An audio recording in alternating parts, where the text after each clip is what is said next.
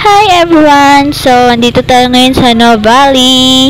So, pupunta tayo ngayon sa Fantasy World ng Batangas. So, let's go!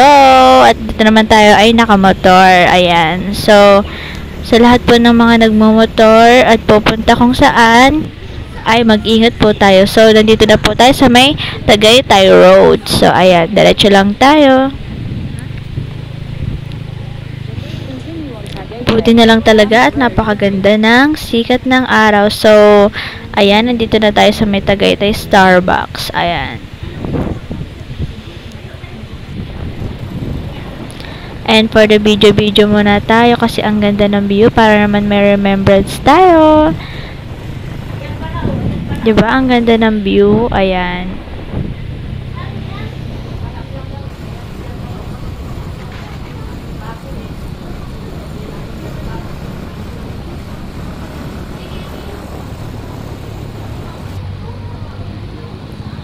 And dyan, nag-stop lang kami ng slide kasi napakaganda talaga ng view para mabidyohan ko lang siya. And nandito na tayo sa Nasugbo. And hindi naman tayo pupunta doon. So, dito tayo pupunta sa kabilang way.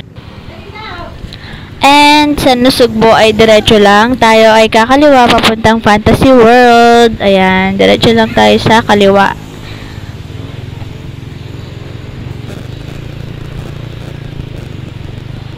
So, ang ginamit nga po pala namin ditong map is Google Map. Ayan. Buti na lang at hindi niya kami niligaw or idinaan sa shortcut na mahirap daanan. So, nandito na tayo sa tulay sa Kalaka, Batangas. So, ayan.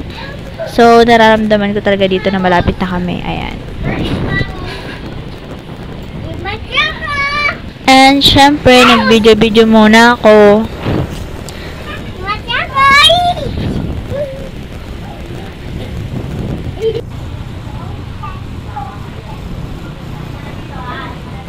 Alam niyo ba guys, pag nandito kayo sa taas, kung makikita niyo lang talaga, sobrang ganda na talaga ng mga view dito. Ayan, kaya nagbibideo ako kaso hindi naman siya makita kasi nga nasa kanan kami and nasa left side yung magandang view. So, ayan, tiis na lang tayo dito. Pero diretso lang tayo. So, sa Lemery, Batangas nga po pala yun, ang Fantasy World.